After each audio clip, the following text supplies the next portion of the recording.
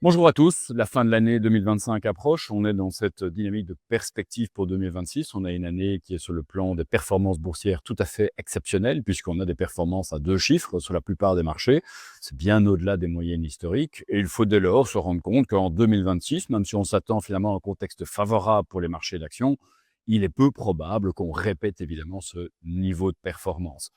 Certains investisseurs sont inquiets également par les valorisations atteintes par certains secteurs, comme la technologie, où on voit des ratios price-earnings qui flirtent avec les 30 fois les bénéfices attendus au cours des 12 prochains mois. Donc, on peut imaginer que les secteurs de croissance, bien que toujours finalement soutenus par du CAPEX, par des croissances bénéficiaires importantes, mais en tout cas patinent un peu plus en 2026. Dans ce contexte, on peut raisonnablement attendre que des moteurs de performance comme le rendement du dividende et les rachats d'actions propres prennent plus d'importance dans le rendement total des actionnaires. C'est la raison pour laquelle, au sein de l'ING Investment Office, aux côtés de notre exposition à des valeurs de croissance et technologiques, nous veillons à intégrer un certain nombre de secteurs qui, en effet, se caractérisent par un rendement du dividende attractif et des rachats d'actions importants. Il faut savoir que ces rachats d'actions ont atteint cette année 1000 milliards de dollars aux États-Unis. Donc, c'est une source non négligeable de rendement pour les actionnaires